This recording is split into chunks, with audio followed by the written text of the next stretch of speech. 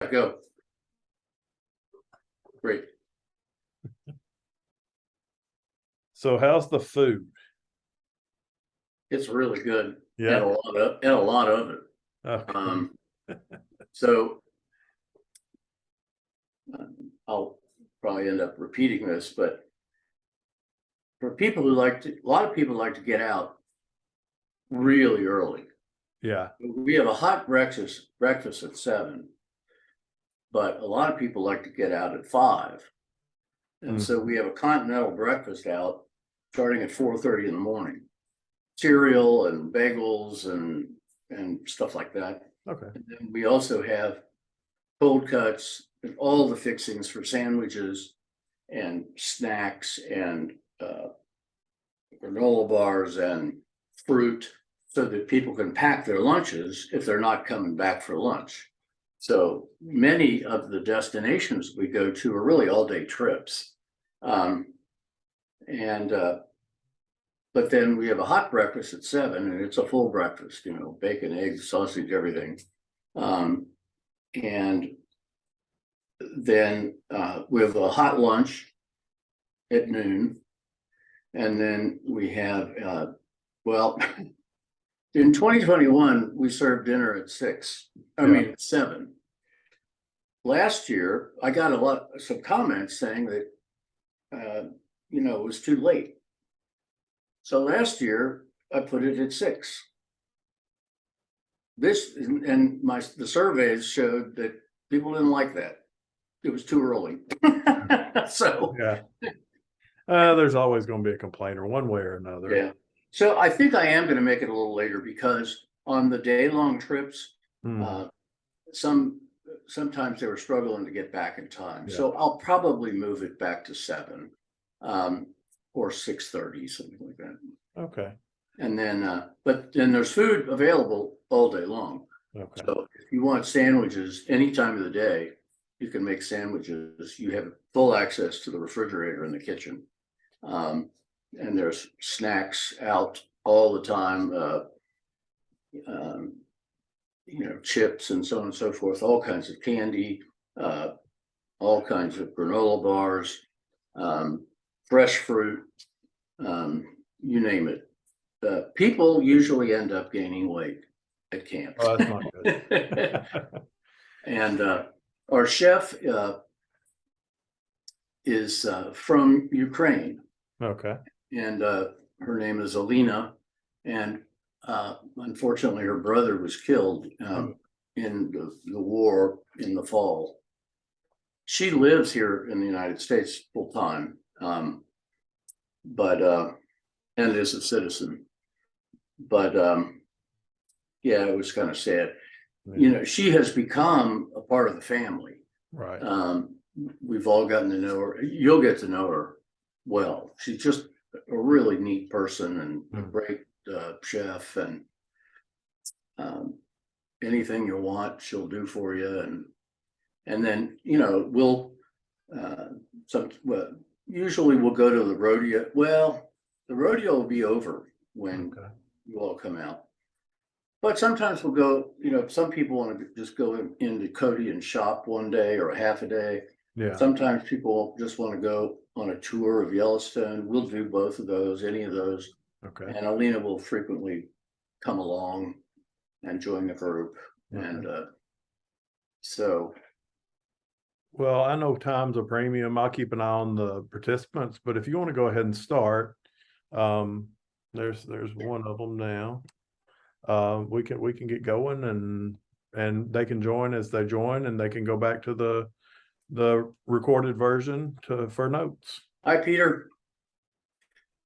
How are you? Hi, Peter. Hi. Okay, I'll get started.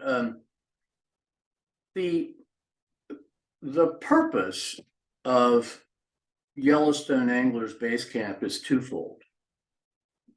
One, it's to give fly anglers a destination to fish some of the finest waters in the United States at a very affordable price. And the second is a charitable one. 100% of the proceeds from the camp go to the Boy Scouts, specifically to Camp Buffalo Bill, to help improve the camp so that the boys and girls that come to Scout Camp can have a better experience. So we're also in the process of doing a capital campaign. We need a new shower house, and they've asked me to head that capital campaign, so I am. Those are fun. But those are the two purposes. We began in 2019 as an experiment. This Scout camp is only utilized in June and July for the Scouts. Mm. The remainder of the year, it's not utilized. Why Most only of the June and year, July? most of the year it's under snow. Okay, but Tim, but why only June and July? Because July and August and September are probably the nicest months out there. Well, yeah, June and July, the camp is occupied by the Scouts. Okay, Then we have it for all of the month of August and about 2 weeks in September. But that's also a great time. September is a great time to fish. no, September's wonderful out there. Yeah, because the air temperatures start to fall, and then the water temperatures start to fall, and the fish are feeding with a frenzy to get ready for the winter, and so it's just a great time to fish. So in 2019, two clubs, Northern Kentucky Fly Fishers and Derby City Fly Fishers, decided to participate in this experiment. And so Northern Kentucky Fly Fishers went out 1 week, and Derby City went out another week. We sent like 16 people, and I think Derby City had about 12. And then we got our heads back together and said, this is unbelievable, it's fantastic.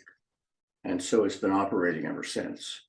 And in 2020, two councils merged, the Wyoming Council and the Longs Peak Council, which consists of most of Colorado and a little part of Nebraska.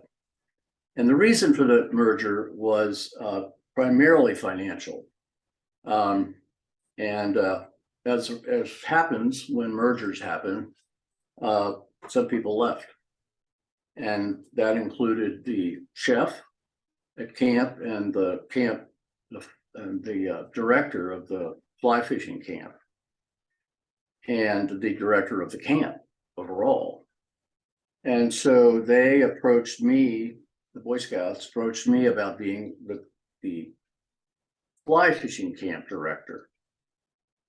And I said yes. And so I ran the camp in 2021 and 2022, and this will be my third year as director of the camp.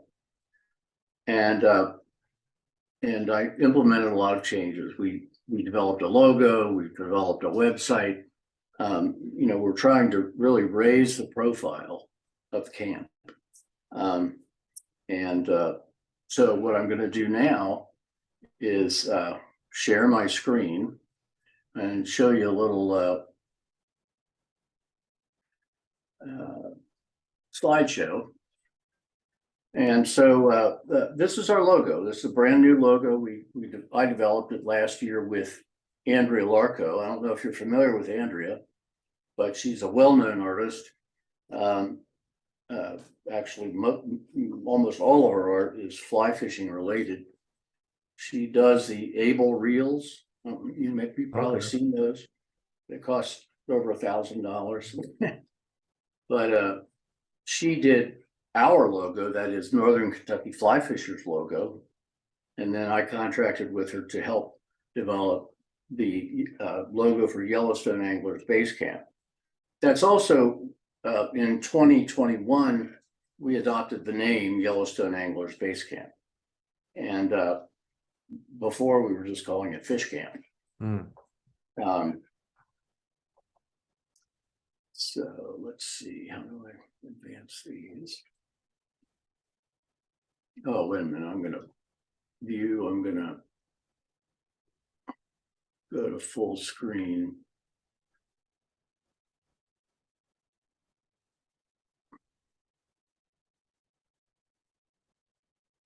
Oh, there it is. All right, can you see that? Yeah. Great. This Cassandra George is a member of Derby City Fly Girls. She's 25 years old, has been fly fishing for 3 years, and caught the largest fish at camp. And this was a 28-inch Yellowstone cutthroat trout. And you can tell it's a cutthroat, number one, by the coloring, but the prominent red line on the jaw. And that is indicative of the Yellowstone cutthroat trout. There are other species, but that's the Yellowstone. And she caught that on the South Fork of the Shoshone River. The camp is on the North Fork of the Shoshone River. But that's what you should expect. Not all of them will be that big, but there's a lot of them. And she caught it on a little, I don't know, maybe an 18. Don't be making those promises. That's not, you're gonna be able to catch one of those, no. Right. And so last year, Fly Fishers Internet, I approached Patrick Berry and David Peterson, and they agreed to sponsor us in name. And so we're partially sponsored by Fly Fishers International. Feathercraft sends us one of their fly tires, James Clements, who's one of their best, and they give him to us as a volunteer. They pay his salary, but he's on site for the whole 5 weeks. Wow. And he'll, when he sets up all of his fly tying, he'll teach fly tying, he'll tie flies, tie flies, but he also acts as a somebody who drives one of the vans and takes people out fishing, and he's a tremendous fly fisher. And then Winston Fly Rods also is a partial sponsor of the camp. And we will have plenty of Winston fly rods and Bauer reels for people to use and experiment with and take out fishing. I included this picture because it's kind of funny. The first year I went out, I rented this humongous Suburban, and I hauled a lot of the club members' gear out that were flying. So I rented a U-Haul. And so I pulled into this rest stop and went to the bathroom. And as I was walking back, I thought, this thing doesn't seem so big anymore compared to these trucks. All relative. It is all relative. So if you're driving out, you'll drive through the Badlands, and it's unbelievably beautiful country. That's more of the Badlands, and that's right at the border of Wyoming if you're driving on Route 90 or Interstate 90. So Camp Buffalo Bill is a Boy Scout camp. It consists of 62 acres, and it's leased from the Forest Service. And that lease has been in place since the 40s. But it has to be renewed periodically, and changes have to be made, and so on and so forth. But in order to do anything on this property, you have to have permission from the Forest Service. But the relationship is pretty good. So we're smack dab in the middle of the Shoshone National Forest. And if you sit on the front porch of what I call the lodge, which is the dining hall, you look out on the Absaroka range. It's just breathtaking.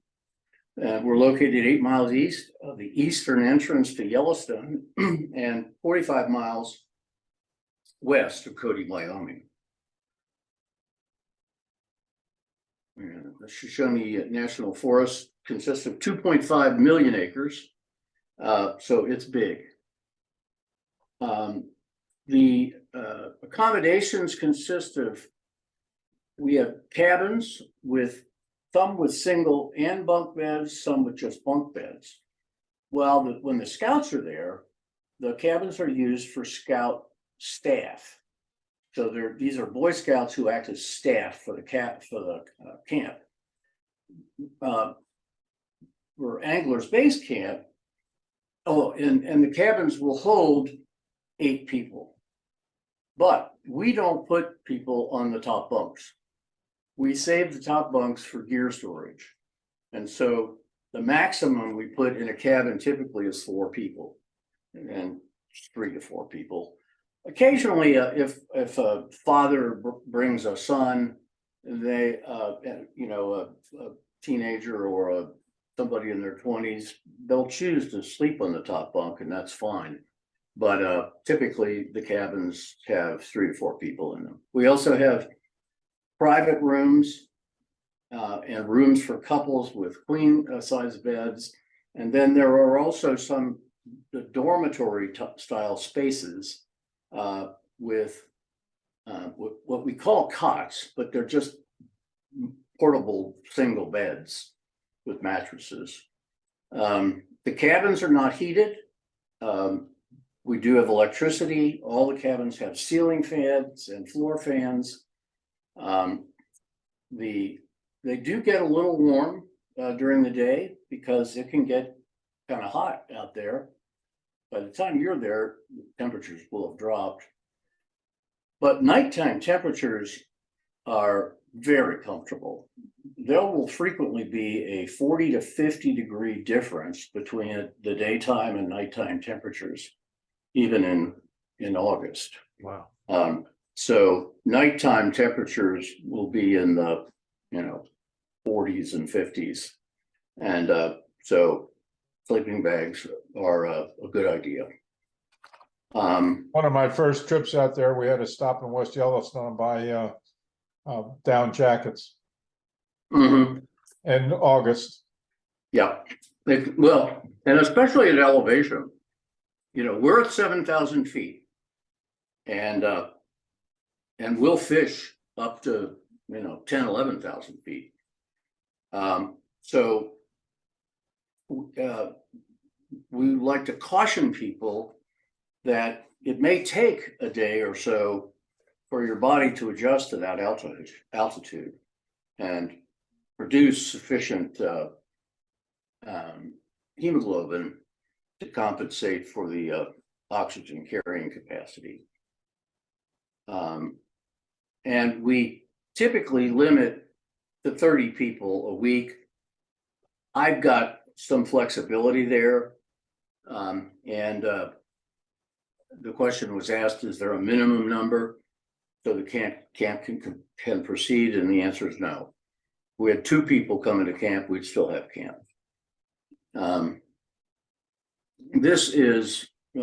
These are actually a couple of pictures.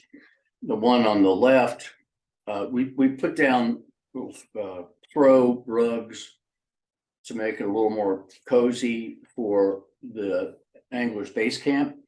Those are not there for Scout Camp. And then on the right hand side, you can see that somebody's occupying the bottom bunk, but the top bunk is not being utilized, and they've just moved in, so ultimately their gear gets put on the top, and you can see up here just because somebody's using the top bunk for storage.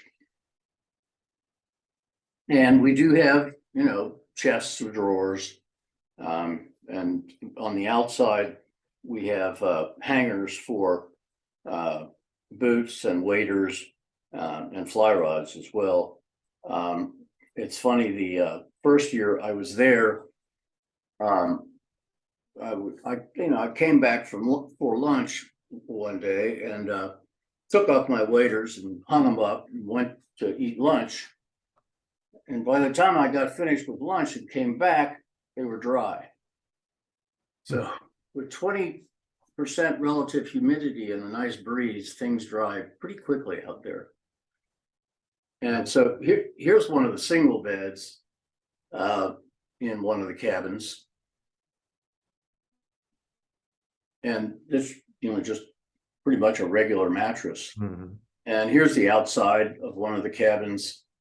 All of the cabins have little porches, and they're scattered throughout this, a portion of this 62 acres. I'll show you a picture of that when I get to the map. How close is the stream from the cabin? Oh, maybe 100 yards, 200 yards, Okay, real close.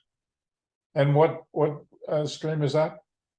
That's the North Fork of the Shoshone, Okay, and it's 52 miles in length. Theodore Roosevelt said that it was the most beautiful 52 miles he'd ever seen. And I agree with him. Yeah, and it's a great blue ribbon fishery. It's so basically you can walk out your door and fish. You got it. We have couples, a lot of couples sometimes, and then in the dining hall, there are two large stone fireplaces, one on each end. And we've got, now we've got brand new furniture that kind of makes it sort of like a living room. And in the evenings, we always have fires going. In the mornings, in the early morning, we always have fires going. And sometimes during the day, we'll have fire going depending upon the temperature. But at night and in the early morning, it feels pretty good. And then this is the front porch of the lodge. And these rocking chairs are Cracker Barrel rocking chairs that were donated by Derby City fly fishers. And in the afternoons, invariably, you will find somebody or somebody's napping in these rocking chairs. They're very comfortable, and usually the porch is in the shade, and we have lots and lots of camp chairs also. So that front porch is a gathering place. So you probably know this. This year it's $900 per week, and that's 7 days and 6 nights, all food included, 3 meals a day, and then food is available all the time, 24 hours a day. You will have access to the refrigerator in the kitchen, and where we have cold cuts and all kinds of things to eat, 24 hours. We also have fresh fruit and all kinds of chips and snacks and granola bars and so on and so forth out all the time. And so you will not go hungry. And the chef, we have our own chef, and she's from the Ukraine, and she's absolutely fabulous, and you'll learn to love her, and you will get to know her really well because she just mixes in with us. It's like family. And here's an example of the layout. This is this is a lunch actually, but it's pretty hearty stuff. And oh yeah, there's a reminder. So I'm going to take you through some of the fishing destinations. And so we have 4 vans, and we will provide you with pretty detailed descriptions of the fishing destinations that are in the region. And the night before, after dinner, we'll get our heads together and make decisions about where people want to go. And then the next day, we'll take those vans and take people out fishing. And if it's we typically stay with the groups. So we don't just take people and drop them off. We take people and we stay with you. So you could spread out as far as you want to go, but you'll always have a home base where, you know, we have ice chests and fresh water and Gatorade and actually a place to sit down if you want to. So one of the destinations is the North Fork of the Shoshone River and tributaries. Now that's a little different. What we do here is we'll drop people off at certain destinations along the North Fork and then come back at 2-hour intervals and see if they want to stay or they want to leave. But the camp is up in here, and every one of these blue lines is a fishable tributary on the North Fork. Now, the North Fork itself is a tremendous fishery, but also these, oh, here's Camp Buffalo Bill right here, and then Yellowstone is up here. All of these tributaries are really great fisheries. Is this a no kill? Oh, what? No kill? You can't kill the trout. Catch and release? Catch and release. Yeah. Well, no, it's not mandatory. In Wyoming, you know, you have to abide by the slot limits, but we don't insist that people catch and release. Occasionally, it doesn't happen very often, but occasionally somebody will keep a trout and bring it back and we'll cook it for them. Now, in both Wyoming and in Yellowstone, they're trying to bring back the cutthroat. So the only native fish in Wyoming and in Yellowstone are the cutthroat and whitefish. The browns, the brooks, and the rainbows have all been introduced, and they compete heavily with the cutthroat. And so in Yellowstone, for instance, there are some streams and rivers where it's actually illegal to return a non-native species to that water body. You have to kill it. Well, isn't that a problem with a lake trout? Well, that's yeah. So they love for you to catch and kill lake trout, and that's true not only in Yellowstone but also in other lakes in Wyoming, because they just outcompete the cutthroat. But in Yellowstone, now, I know of very few people that actually follow those regulations in Yellowstone. If they catch a rainbow, they don't kill it; they put it back. But the regulations are that you are not permitted to return a rainbow, a brown, or a brook to these specific rivers and streams in Yellowstone. So from Camp Buffalo Bill, which is here, it's 8 miles to Yellowstone and then 45 miles to Cody. And this is Camp Buffalo Bill, and we're traveling toward Cody here, and you can see this is just a beautiful river, but you can see also that there's just multiple tributaries all along the waterway, up and down. And so a lot of people will just want to try out this place and that place and so on and so forth, and there's just tremendous fisheries.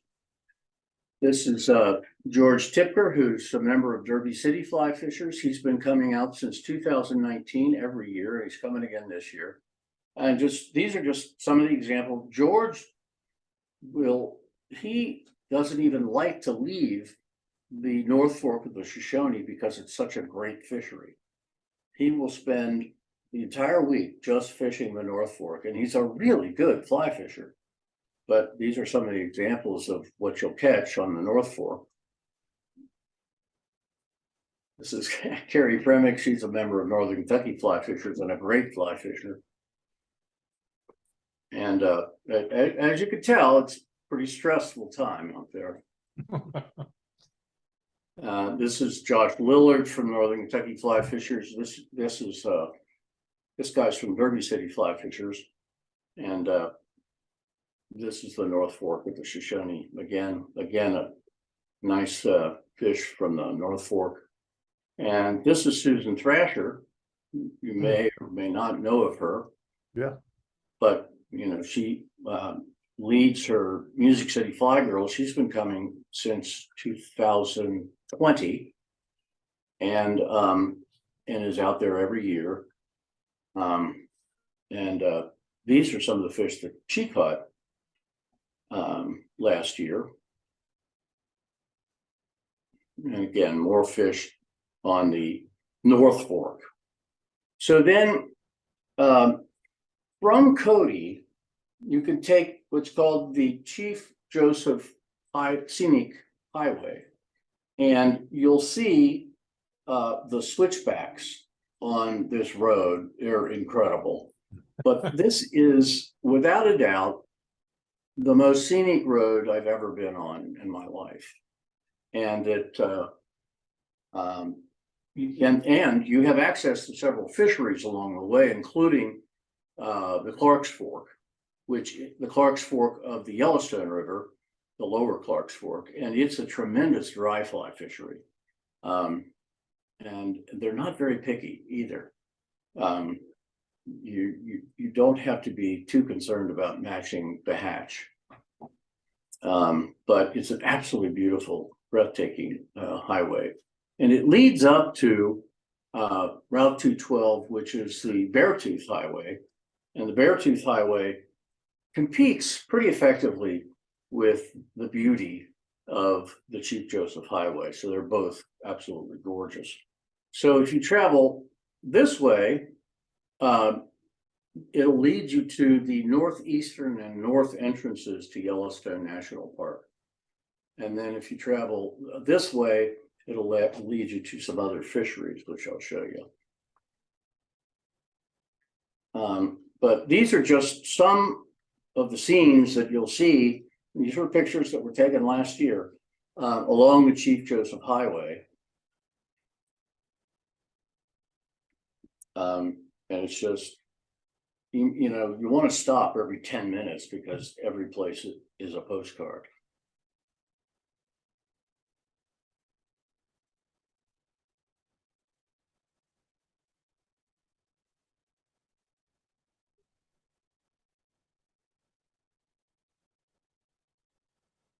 So then you arrive at the Beartooth Scenic Highway, and all of these are alpine lakes, and they're chock full of trout. Feeding those alpine lakes are springs, and at the mouth of those springs, the trout are just stacked up. But really, anywhere along those lakes, and you don't need a boat. You can bank fish and even wade into some of them. This is up around 9,000-10,000 feet. So if you're leaving camp and it's, let's say, 80 degrees, it may be 50 degrees up here. So when we take people up here to fish, we advise them to dress in layers because it can be pretty cold or chilly up in this area. But these lakes are really tremendous fisheries. You may or may not have heard of Cook City. Cook City and Red Lodge were both cities near the northern entrance and northeastern entrances of Yellowstone. And last year they were flooded severely. And what happened was there was a decent snowpack, and then they had torrential rains on top of that. And it just devastated southern Montana and parts of northwestern Wyoming. But really, Montana got the worst of it. What's the snowpack like this year? Do you know? Really heavy. That's what I thought. Yeah. And so we're concerned about flooding. Flooding happens, it'll happen in the early part of the. It'll be June. Exactly. So in August, you won't have to worry about that. Right. But the last year for the first week of camp, Yellowstone, large parts of Yellowstone were closed because of the flooding. Right. The northeastern and north entrances to Yellowstone were closed. And I don't know if this year they're going to be open yet. The word hasn't come out yet. But and there's some tremendous fisheries up there, and I'm going to go over those. But this is a great area, and another part of the Clark's Fork is up in here, and then there's another stream called Pilot Creek, which is also a tremendous fishery, and we take people up here, and they have a blast fishing that creek. And this is just some of the alpine lakes, and you can see in here, you can see the bottom. And so you can wade out into some of these lakes, and they're very productive. This guy's fishing a Tenkara rod on one of those lakes. But you see, again, he just had the cargo pants on, and the lakes are cold. Mm-hmm. But if you had waders on, you can wade out a pretty good distance in some of them. And here's some fish caught out of the lakes.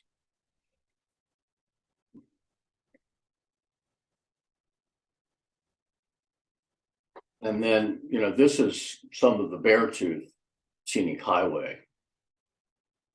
It's just pretty spectacular. Here's one of the alpine lakes. Oh, wow. Yeah. And again, everywhere you turn, it's a postcard. And you can see that there are no buildings, right? This is uninhabited. Well, nobody lives in Wyoming. They only have, the whole state has, 560,000 people. That's it. So most of the land is accessible. It's Forest Service land, that sort of thing. I'm sorry. Most of the land is accessible. So yes, there is just buku public access. That 52 miles along the North Fork of the Shoshone is almost all in the Shoshone National Forest, and it's public. And interestingly enough, the first time I went out, I thought, well, it's going to be, the streams are going to be pretty crowded. I didn't see another person. It's amazing. It just blew my mind that we had the whole place almost to ourselves. So then, if you'll recall, you came up that Chief Joseph Highway, and you intersected with 212. If you go west on 212, then the northeast entrance to Yellowstone is right here, and that gives you access to what's called the Lamar Valley.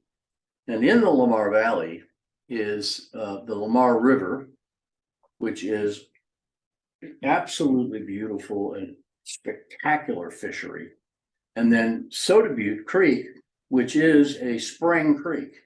I mean, a true spring creek, and another beautiful fishery. These two fisheries are tremendous destinations. Now, last year they were closed. You couldn't get to these because the northeast entrance was closed. But the wildlife in this area, I mean, this is really remote. So you'll see wolves and bear and bison and you name it, it's unbelievable. On that road is Slough Creek?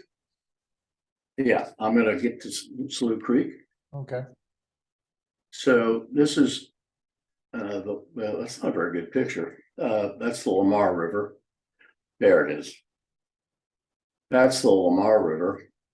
And it's just look at how crowded that stream is. they're definitely fighting each other. And there you go. And it does get a little crowded sometimes with bison. This is Soda Butte. And so both Lamar and Soda Butte are just fantastic. And then the Clark's Fork of the Yellowstone River is a tremendous fishery. And we access that along the Chief Joseph Highway and also, right along the border of Wyoming and Montana. And then this is a part of the Clark's Fork. It's a tremendous, really well-known fishery, great dry fly fishing. Here's the Clark's Fork. And there is access. I mean, there's a lot of these are dirt and gravel roads, but you can get to it. But it's, again, very remote. And just look at where you are. It's just unbelievable. And there's part of the Clark's Fork. And there's part of the Clark's Fork. And these are guys from camp. And then Slough Creek. Slough Creek is in the Lamar Valley, and here's the Lamar River down here. So Slough Creek is my favorite fishery.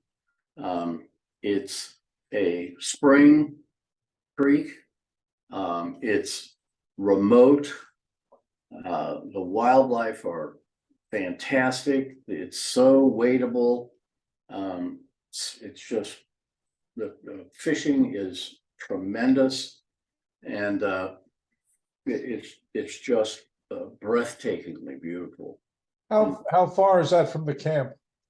It's about an hour and a half, 2 hours from the camp. Okay, So that's an all-day trip.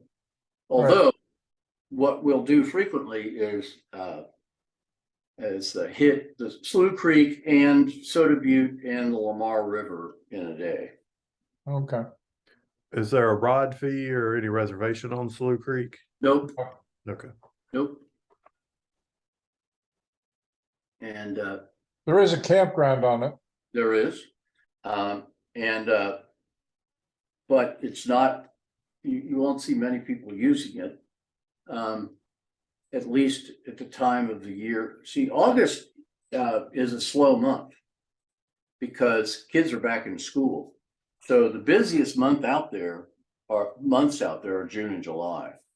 Then things really start to taper off in August. And by the time you all are there, it's really tapered off. But this is Slough Creek, and it's just a fantastic fishery.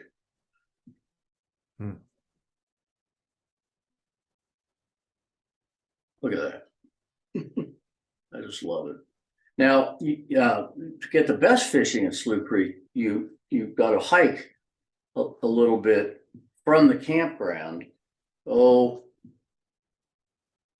maybe a couple of miles. And you'll get to this unbelievable meadow, and the fishing is just tremendous. Although the fishing near the campground is good too, but I like to try to hike a little bit, and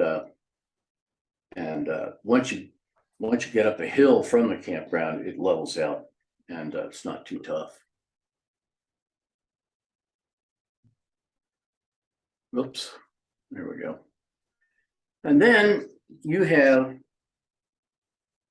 at your fingertips the entire Yellowstone River watershed. So you have the Bighorn, you have the Little Bighorn, you have the Tongue, you have the Norwood, then the Wind River becomes the Bighorn, or the Bighorn becomes the Wind. They're really one and the same, but they're very different because the Wind River flows through this spectacular canyon, and that's in the Indian reservation. There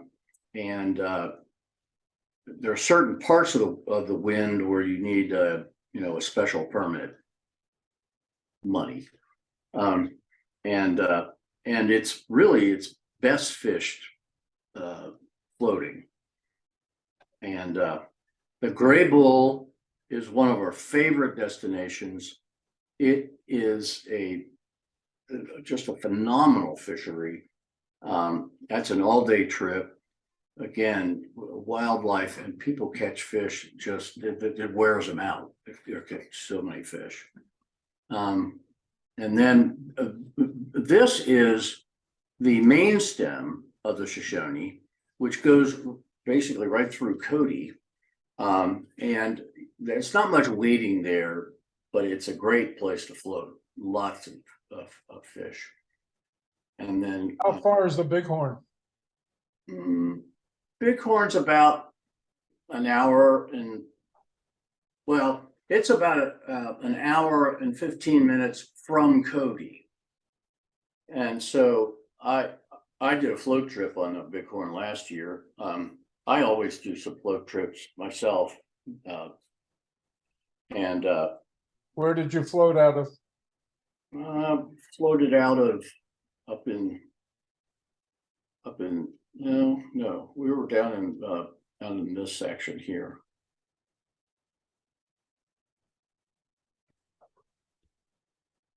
And then this whole area, look at all the tributaries that are fishable around Thermopolis. There are hot springs around Thermopolis, but all of these tributaries are fishable.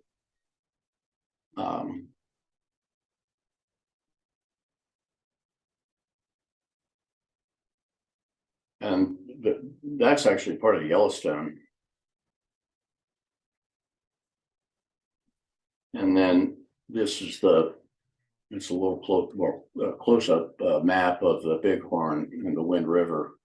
And again, all of these tributaries. And the Gray Bull is a favorite of ours at the camp, which is people will go there. I mean, there are some people that will go to the Gray Bull every single day. Because it's so good. And this actually is a picture of the main stem of the Shoshone. And then in Yellowstone, some of our favorite places are the Gibbon Hole, the Gibbon, the Fire Hole, and the Madison. Here's the Madison. So the part of the Madison in the park is very accessible, and typically, even if hoot owl regulations are in place, and by hoot owl regulations I mean they restrict fishing from 6 a.m. until 2 p.m. and that's if the water gets too warm. Last year they did not implement hoot owl regulations at all. The year before they had them in place for about 3 weeks. And the year before that, they didn't have them at all. So it just depends on the year. The fire hole is typically in August too warm to fish. I recommend people bring a stream thermometer, and if the water temperature is above 66, I recommend they don't fish. but the Madison is typically good all year. The Gibbon is one of my favorite streams also. Have either one of you fished the Gibbon? I have. Well, I just love the whole, it flows through this beautiful meadow. And when you are there, you'll probably be fishing hopper dropper rigs because the grasshoppers, it's unbelievable. When you walk through those meadows, you're blinded by how thick the grasshoppers are. And have you fished the Gibbon? I have fished the Gibbon, where just before it comes into the fire hole, there's a stretch there of about Yeah, up here, a mile right. that I fished heavily. It's very nice. Mhm. One of my recommended spots. Yeah, and we fish all along the Gibbon. And it's a spectacularly beautiful. Here are the Gibbon Falls, so you can fish both above and below the falls. And the falls are down this way in here. And then this is what I was trying to describe. This is this meadow, huge meadow, and just thick with grasshoppers in mid to late August and early September, and very productive. Anybody, I don't know if you know Charity Rudder with our fly fishing out of Townsend, Tennessee, but this is Charity on the Gibbon.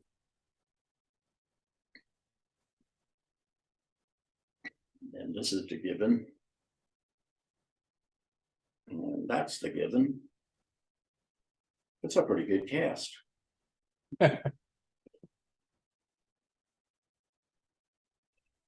And I think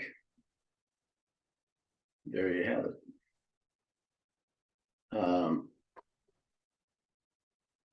Spectacular, very nice. Yeah, thanks, Tim. Now, if you go to our, I'll show you real quick. Here it is. This is our website. It's anglersbasecamp.org, and you can register. You click this button, and it'll take you to the registration page. But there's a lot of information on this website, so for tells you about arriving at the camp. Here's the packing checklist that you can print off, and this was developed and we put it together in 2020, and we've modified it every year. And so if you see something on there that you don't think is necessary, let us know. Or if you don't see something you think should be there, let us know. And so we modify it all the time. We talk about the food and the specific times that meals are planned. We talk about gear, techniques, buddy system. We also do have a pond on the property, which is called Kitty Lake, but it's really the size of a pond, and it's stocked with cutthroat. The Fish and Wildlife uses this as a breeding ground, and then there's a gate that leads to the North Fork of the Shoshone, and they'll release the end of the season cutthroat into the Shoshone. Nice. And so there's recommended flies, and also it's funny, Susan Thrasher basically uses 3 flies out there, and she catches more fish than you can imagine. And then it talks about departure. Then there's some additional information about the camp, including a map of the camp. And so when the Boy Scouts are there, they do tent camping.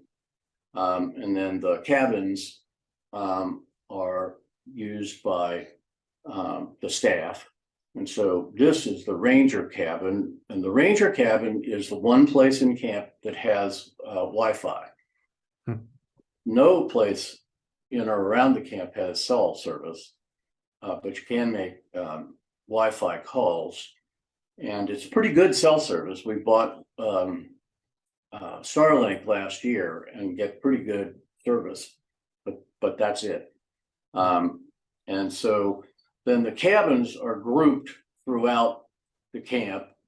It's called lower cabins, and then there's 3 of them, and then there's 3 more up here, and so on and so forth. And then the emergency number at the camp. There's 1 landline in the camp. That's it.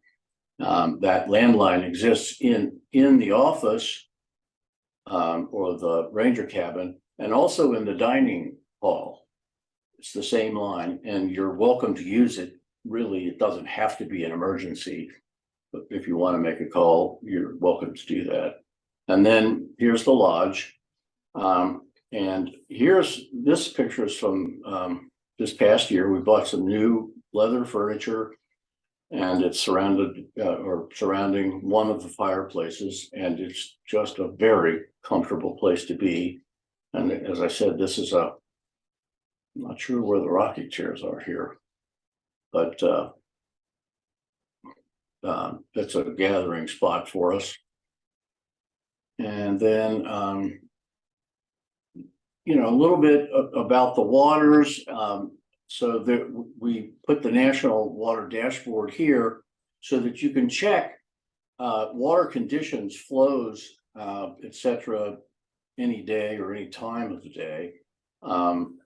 And then here's information about the licensing requirements and safety, in particular bear safety. We supply everyone with bear spray, and we train you how to use it. So if you're flying, you don't have to carry bear spray. You're not allowed to, but so don't worry about bear spray. We have it for you. And then a little discussion about, should I hire a guide? I do a float trip, at least 1 float trip every year. And there's 2 fly shops in town, North Fork Anglers and Wyoming Trout Guides. They're both very good. And I don't know if you've heard of Tim Wade, but he just sold North Fork Anglers. And he's a pretty well-known angler. He's had a show on ESPN for a long time, and so on and so forth. There's a little bit of information about Cody and what to do in Cody. During the beginning and for to the end of August, we'll go to the rodeo once a week probably. And it's a lot of fun, but the rodeo ends August the 30th. And then this museum, the Buffalo Bill Center of the West, is really quite a tremendous place. You could spend days in that museum. And then we have photo galleries from both 2021 and 2022. And you can scroll through those and see all of our pictures, or many of our pictures anyway. So I would recommend going to the website, and there's a lot of information there. Yeah, it looks great. I'm excited. I know I'm hoping to get some other folks excited with me. And yeah, I didn't realize there was that connection between the Northern Kentucky folks and the Middle Tennessee folks. I'm a Middle Tennessee guy myself, so. Oh, really? So yeah, I grew up right down the hill from Susan Thrasher. So, but I didn't know her, and still don't know her. But I've heard her on some podcasts, Southeastern Fly, her and Charity both. So I feel like I know them. she's a very good friend of mine. Yeah. In 2017, well, no, in 2016, I don't think our club had had a single woman as a speaker. Hmm. And I was bound and determined to start having some women come in. And so I just searched the internet, right? And I put a pin on her and I called her up and introduced myself. She didn't know me from Adam. And she said yes. And since then, we've been, I mean, if the first time you meet Susan Thrasher, you're friends for life. Yeah. I mean, she's just the most wonderful person. And myself and another guy from Northern Kentucky Fly Fishers helped her get her first book published. And he wrote the preface to the book, and he told a little story about how we introduced her to the publisher. But she's just a great person. She's come up to Northern Kentucky Fly Fishers and done lots of clinics, both for women and for men. And she's just a dear friend. I talk to her frequently, and she's been coming out to camp since 2020. And in 21 and 22, she was out there for 2 weeks with us. So it was fun. Good deal. No, I'm super excited. I'm super thankful for your time this evening. And Yeah, thank you. Yeah, you're welcome. out to our folks that decided not to show tonight, but that's fine. They'll see it. And Now, they'll be as the deal that excited as I I have am. going is that if the Southeastern Conference has 9 or more people sign up for week 5, I'll reduce the price to last year's rate of $800. Okay, So great. and Deborah Polly knows about that and Okay, so on and so forth. So we'll see if we can drum up some business. I know we've got a couple so far, but like I say, I think the folks I know are coming to the second week. gotcha. Okay. So the folks on the fence are going to talk about doing the 5th week. So maybe we'll get that done. Great. Yeah, push them. Well, thank you very much for your time. I appreciate it. Contact me anytime. Have anybody else contact me. Spread my contact information around. I'm happy to. Will do. And you know, when I signed up, the website wasn't up, and there's just a plethora of information there. So yeah, that really helped, and tonight really helped about the fishery too. I learned a lot. We're in the process of adding to the website right now. We'll have detailed information about each one of those destinations, how long it takes to get there, how to get there, what the access points are, lots of information. So, and when it's up, I'll make a general announcement about that so you can take a detailed look at it. Awesome. Great. I really appreciate your time, Tim. Yeah, thank you. Thanks much. Take care. Thanks. Bye. Have a good one. See you tomorrow, Pete. Yeah, you'll be there? Yeah. Okay. All right. See you tomorrow. Later.